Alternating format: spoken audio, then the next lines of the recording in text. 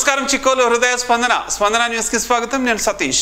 ముందుగా వార్తలోని వివరాలు చూద్దాం. ఉన్నత లక్ష్యంతో ప్రారంభించిన ఎర్రన్న విద్యా సంకల్పం సత్ఫలితాలను ఇస్తూ ఉండటం ఆనందంగా ఉందని కేంద్ర పౌర విమానయాన శాఖ మంత్రి కింజరాపు రామ్మోహన్ నాయుడు పేర్కొన్నారు. తాజాగా విడుదలైన డిఎస్సి ఫలితాల్లో సైతం 130 మంది ఎర్రన్న విద్యా సంకల్పం విద్యార్థులు ఉత్తీర్ణులు కావటం పట్ల ఆయన హర్షం వ్యక్తం చేశారు. ఆదివారం శ్రీకాకుళం నగరంలోని కూడి రామ్మూర్తి స్టేడియం సమీపంలో ప్రజాసదన్లో ఎర్రన్న విద్యా సంకల్పం విద్యార్థులతో ముఖాముఖి కార్యక్రమంలో ఎమ్మెల్సీ వేపాడ చిరంజీవిరావు, ఎమ్మెల్యే గుండుశంకర్, తెలుగు యువత జిల్లా అధ్యక్షులు దాసు నాయుడుతో కలిసి పాల్గొన్నారు. తొలుత ఎర్రనాయుడు విగ్రహానికి పూలమాలలు వేసి నివాళులర్పించారు. అనంతరం విద్యార్థులకు అందజేస్తున్న స్టడీ మెటీరియల్స్ను పరిశీలించారు. మెటీరియల్లోని కంటెంట్పై సంతృప్తి వ్యక్తం చేశారు. అనంతరం ఏర్పాటు చేసిన ముఖాముఖి కార్యక్రమంలో రామ్మోహన్ నాయుడు మాట్లాడుతూ భవానీ చారిటబుల్ ట్రస్ట్ ద్వారా ఉన్నత లక్ష్యాలను నిర్దేశించుకుని ఎర్రన్న విద్యా సంకల్పం కార్యక్రమాన్ని 2023లో ప్రారంభించామని తెలిపారు. ఎర్రన్నాయుడు తన జీవితంలో సంపాదించిన ఆస్తి ఏదైనా ఉంది అంటే అది ప్రజల్లో సంపాదించిన స్థానమే అని రామ్మోహన్ నాయుడు పేర్కొన్నారు. నామమాత్రంగా ఆర్భాటం కోసం ఎర్రన్న విద్యా సంకల్పం చెయ్యలేదని, దూరదృష్టితో ఏర్పాటు చేసిన ఈ కార్యక్రమం ప్రస్తుతం సత్ఫలితాలు ఇస్తోందని అన్నారు. అనంతరం ఆర్ఆర్బి తర్ఫీదు తీసుకున్న విద్యార్థులకు స్టడీ మెటీరియల్ను అందజేశారు. ఉన్నత శిఖరాలు అధిరోహించాలని ఆకాంక్షించారు. మేము ఎంత కష్టపడి ప్రయత్నం చేసి ఈ పోటీ పరీక్షల్లో మేము చేయాలన్నా మాకున్నటువంటి ఛాలెంజెస్ వల్ల మేము అది చేయలేకపోతున్నాం. అందులో అత్యంత ముఖ్యమైనటువంటిది ఆర్థిక పరిస్థితుల వల్ల కొంతమంది కనీసం పుస్తకాలు కూడా కొనుక్కునే పరిస్థితి లేదన్న. చాలా బాధ కలిగింది. అంటే ఎంత వాళ్ళలో ఆసక్తి ఉన్నా సరే వాళ్ళకు ఉన్నటువంటి సామాజిక పరిస్థితుల వల్ల వాళ్ళ మార్గానికి చేరుకోలేకపోతున్నారు అనేది నేను తెలుసుకోవడం జరిగింది. ఆయన కూడా చెప్పి మనం ఏమైనా సరే, ఎందుకనంటే ఇద్దరం కూడా కలుసుకున్నాం, ఒక ప్రోగ్రాం చేయాలని నేను ఆయనకి చెప్పి ఆయన కూడా నాకు చెప్పిన తర్వాత విద్యకు సంబంధించి ఒక ప్రోగ్రాం చేద్దామని అనుకున్న తర్వాత కేవలం నామమాత్రాన్ని కాదు, ఎందుకనంటే చేయొచ్చు. ప్రోగ్రామ్స్ అనేది అనేక రకాలుగా ఉంటాయి. 1000 మంది స్టూడెంట్స్ని పిలిపించి ఇదిగో అందరికీ ఏదో ఇస్తున్నా అని చెప్పి పంచిపెట్టి గ్రాండ్గా టీవీల్లో మీడియాలో అన్నిట్లో కూడా ప్రచారం చేసుకొని అక్కడికక్కడ ముగించవచ్చు ఒక ప్రోగ్రాం. ఆ ప్రోగ్రాం చేసిన తర్వాత కూడా గర్వంగా చెప్పుకోవచ్చు, చూడండి నేను విద్య పట్ల ఇంత చేశానని. కానీ ఆ రోజు మీ ఇద్దరం కూడా ఆలోచించుకున్నది కేవలం రెగ్యులర్గా రొటీన్గా జరిగేటటువంటి ప్రోగ్రాం కాకుండా మనం ఏదైనా ఒక కార్యక్రమం యువతకి సంబంధించి చేస్తున్నామనంటే ఏదో ఒక షోర్ షార్ట్గా ఒక సమస్యకి పరిష్కారం అందించాలి, వాళ్ళకి కూడా వాళ్ళ జీవితంలో ఒక మంచి ప్రోగ్రాంతో అసోసియేట్ అయ్యామనేటటువంటి భావన కలగాలని చాలా కూలంకుషంగా ప్రతి అంశాన్ని కూడా డీప్గా డిస్కస్ చేసి ఆ రోజు మొట్టమొదటి కార్యక్రమం ఎర్రన్న విద్యా సంకల్పం నుంచి జిల్లాలో ఎవరైతే పోటీ పరీక్షల కోసం ప్రిపేర్ అవుతుంటారో అందులో ముఖ్యంగా మనకి డిఎస్సి గ్రూప్స్ అలాగే కానిస్టేబుల్ వీళ్ళందరికీ కూడా పుస్తకాలు పంపిణీ చేయాలని ఒక ప్రోగ్రాం స్టార్ట్ చేశాం. పుస్తకాలు పంపిణీ చేయాలి, పంపిణీ చేస్తున్నామని చెప్తే 1000 మంది అసలు అవసరం లేని వాళ్ళు కూడా ఏదో ఇస్తున్నారు కదా, ఫ్రీగా ఇస్తున్నారు మేము కూడా తీసుకుంటామని పేర్లు రాసుకోవచ్చు, రిజిస్టర్ చేసుకోవచ్చు, వాళ్ళు కూడా రావచ్చు. కానీ అందులో ఎవరైతే అవసరమైన వాళ్ళు ఉన్నారో, ఎవరికైతే దానివల్ల ఉపయోగం కూడా పడుతుందో అటువంటి వాళ్ళని ఎలా ఎంచాలనని ఆ రోజు ఆలోచించినప్పుడు ఒక ఎగ్జామ్ కూడా పెట్టాలి. ఆ ఎగ్జామ్ కూడా ఎలాగనంటే నామమాత్రంగా కాకుండా ఏపీపీఎస్సి ఏ రకంగా ఎగ్జామ్ కండక్ట్ చేస్తుంటుందో ఆ విలువలతో ఆ యొక్క కెపాసిటీతో ఆ రోజు నిర్వహించాలని ఆ రోజు చిరంజీవి గారు కూడా అడ్వైస్ చేస్తే ఆ అడ్వైస్ ప్రకారం కొన్ని కాలేజెస్ 3 సెంటర్స్ మనం ఇక్కడ శ్రీకాకుళం జిల్లాలో పెట్టుకొని రిజిస్ట్రేషన్స్ ఓపెన్ చేసాం. 8000 మంది రిజిస్టర్ అయ్యారు. ఈ 3 దీనికి కూడా 8000 మందిలో సుమారు 4500 మంది ఎగ్జామ్స్ రాయడానికి కూడా వచ్చారు. ఎందుకనంటే చాలా మందికి ఆ ప్రోగ్రామ్ అప్పుడు ఫస్ట్ ఆఫ్ ఇట్స్ కైండ్ కాబట్టి అర్థం కాలేదు. ప్రజా ఫిర్యాదుల నమోదు పరిష్కార వేదిక జిల్లా పరిషత్లో సోమవారం నిర్వహించబడుతుందని జిల్లా కలెక్టర్ స్వప్నిల్ దినకర్ పుణెట్కర్ ఒక ప్రకటనలో ఆదివారం వెల్లడించారు. అర్జీదారులు వారి అర్జీలు నమోదు చేసుకోవడానికి meekosan.ap.gov.in అనే వెబ్సైట్లో వారి అర్జీలను నమోదు చేసుకోవచ్చునని ఆ ప్రకటనలో పేర్కొన్నారు. అర్జీదారులు అర్జీల నమోదుకై అర్జీల గురించి వాటి స్థితి, దానికి సంబంధించిన సమాచారం గురించి తెలుసుకోవాలంటే 1100 అనే నెంబర్కి నేరుగా కాల్ చేయవచ్చునని చెప్పారు. అర్జీదారులు గమనించి సోమవారం నిర్వహించే ప్రజా ఫిర్యాదుల నమోదు పరిష్కార వేదికను సద్వినియోగం చేసుకోవాలని కోరారు. అరసవల్లి ప్రత్యక్ష దైవం శ్రీ సూర్యనారాయణ స్వామి వారిని దర్శించుకునేందుకు దూర భారాల నుంచి భక్తులు ఈ రోజు తరలివచ్చారు. దూర భారాల నుంచి విచ్చేసిన భక్తుల దర్శనార్థం ఆలయ అధికారులు క్యూ లైన్లు ఏర్పాటు చేయగా ఈ క్యూ లైన్ల గుండా భక్తులు స్వామివారిని దర్శించుకున్నారు. భక్తులు ముందుగా ఇంద్ర పుష్కరిణిలో స్నానమాచరించి స్వామివారికి మొక్కులు చెల్లించుకున్న అనంతరం స్వామివారిని దర్శించుకుని తీర్థ ప్రసాదాలను స్వీకరించారు. అలాగే ఆలయ అనిమెట్టి మండపంలో సామూహిక సూర్య నమస్కారాల కార్యక్రమాన్ని అర్చకులు నిర్వహించారు. ఈ కార్యక్రమంలో భక్తులు పాల్గొని స్వామివారి అనుగ్రహాన్ని ఆకాంక్షించారు.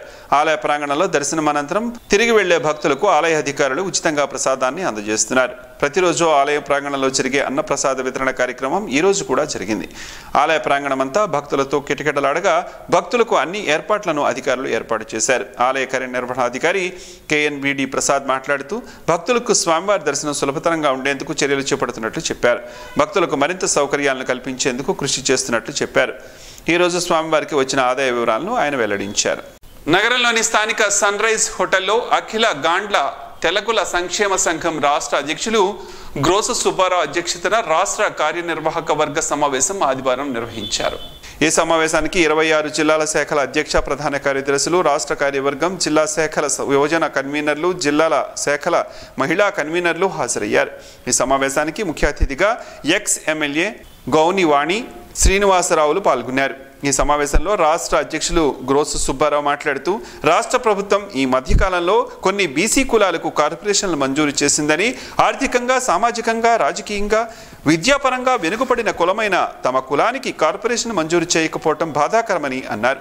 రాష్ట్ర శాఖ కార్యనిర్వాహక అధ్యక్షులు నరవ అనంతరం మాట్లాడుతూ ముఖ్యమంత్రి గాండ్ల తెలకుల, దేవ తెలకుల ఫైనాన్స్ కార్పొరేషన్ మంజూరు చేయాలని కోరారు. కార్యక్రమంలో రాష్ట్ర ప్రధాన కార్యదర్శి బొర్రా మధుసూదన్, రాష్ట్ర గౌరవ అధ్యక్షులు KL ప్రసాద్, తిరుపతి హరగోపాల్, అంబటి గురుమూర్తి, డాక్టర్ కల్లేపల్లి కూర్మనాథ్, రాష్ట్ర గౌరవ సలహాదారులు ఇంజరాపు విశ్వనాథం తదితరులు పాల్గొన్నారు. వరల్డ్ ఫస్ట్ ఎయిడ్ డే సందర్భంగా community paramedicals and primary health care providers welfare association, doctor Sasidhar hospital సంయుక్త ఆధ్వర్యాన PMPలకు ప్రథమ చికిత్స, సీజనల్ వ్యాధులపై అవగాహన సదస్సును నిర్వహించారు.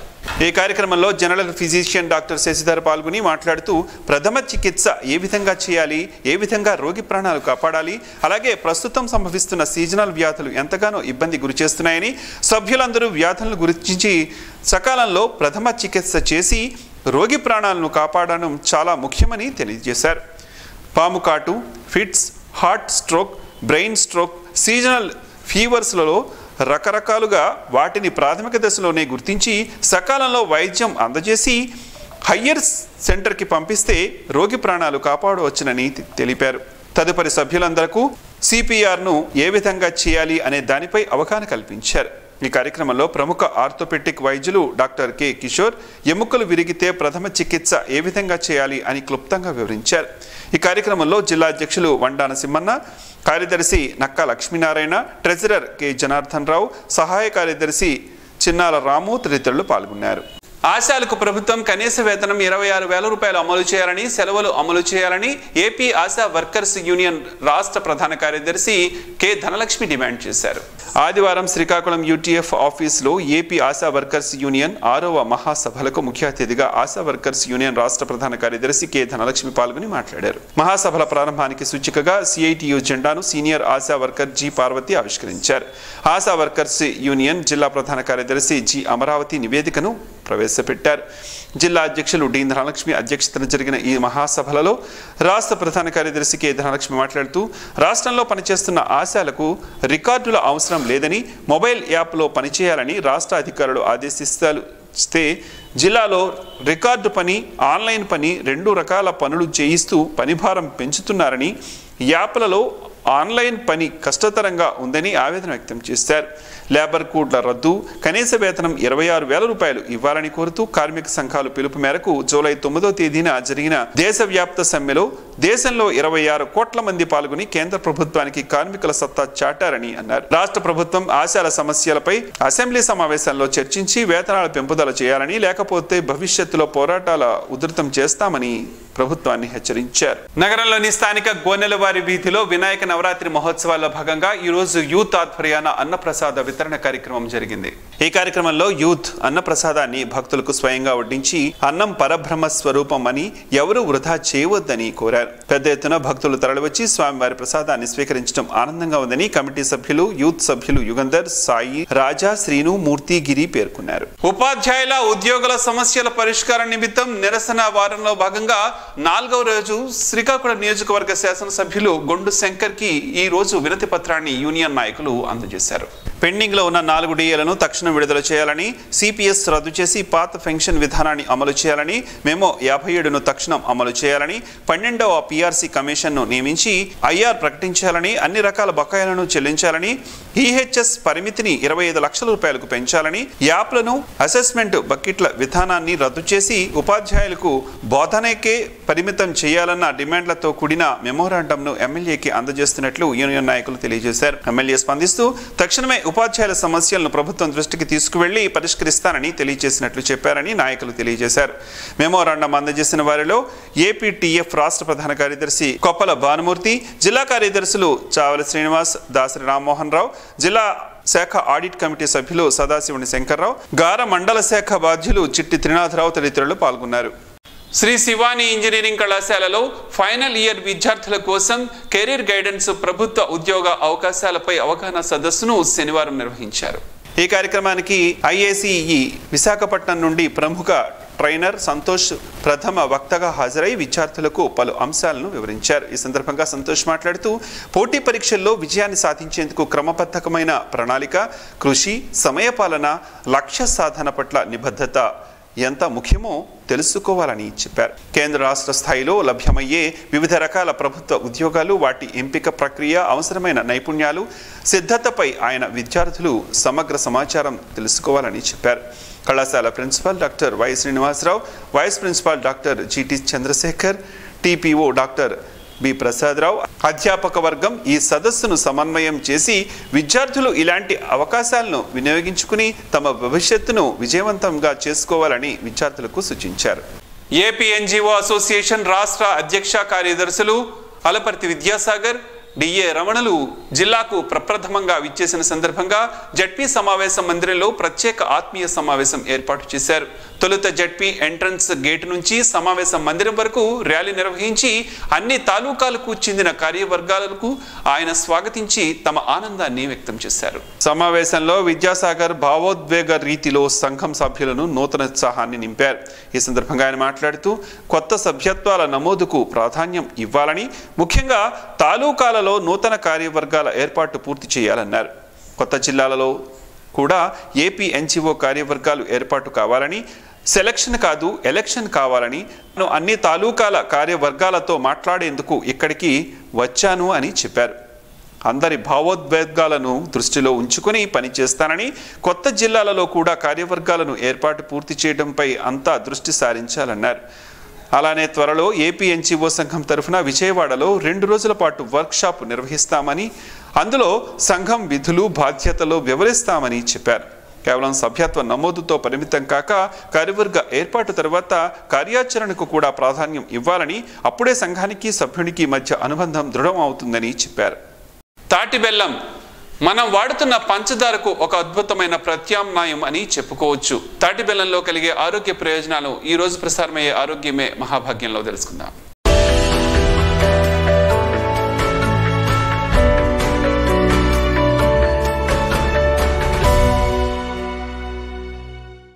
తాటి బెల్లంలో అవసరమైన ఖనిజాలు సమృద్ధిగా లభిస్తాయి. కొన్ని అధ్యయనాల ప్రకారం ఇది చక్కెర కంటే 60 రెట్లు ఎక్కువ ఖనిజాలను కలిగి ఉంటుంది. అలాగే ఖనిజాలతో పాటు అనేక విటమిన్లు దీనిలో లభిస్తాయి.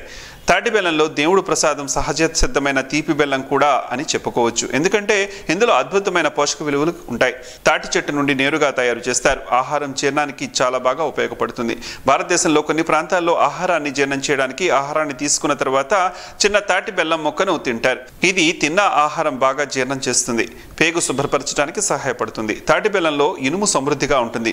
ఇది రక్తంలో హెమోగ్లోబిన్ స్థాయిని పెంచుతుంది. అదేవిధంగా ఆస్మాని తగ్గిస్తుంది. మరోవైపు ఇందులో ఉన్న మెగ్నీషియం నాడీ వ్యవస్థను నియంత్రిస్తుంది.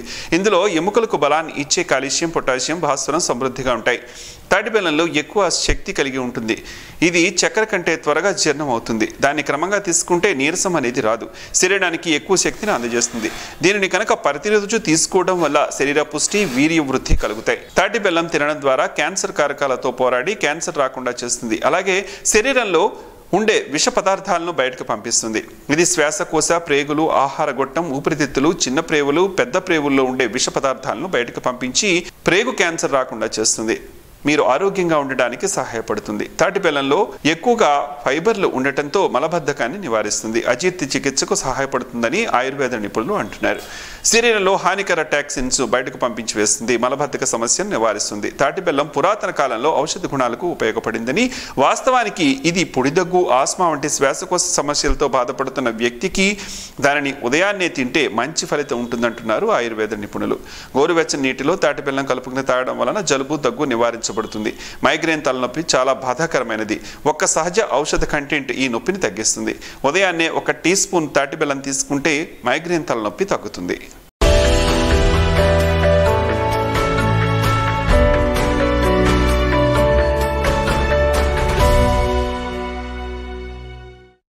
ఈ వార్తలో మంచి మాటను విందాం, ఆచరిద్దాం. స్ఫూర్తిని కలిగించే మహనీయుల మాటలు లంచే ఈరోజు. జీవనం గమనం గమ్యం. అజ్ఞానం ఆ తరమునే పాడు చేయును. నిర్లక్ష్యం 7 తరాలను పాడు చేయును. కర్మ కన్నా జ్ఞానం ఉన్నతం. జ్ఞానము కన్నా చింతన ఉత్తమం. చింతన కన్నా త్యాగం శ్రేష్టం.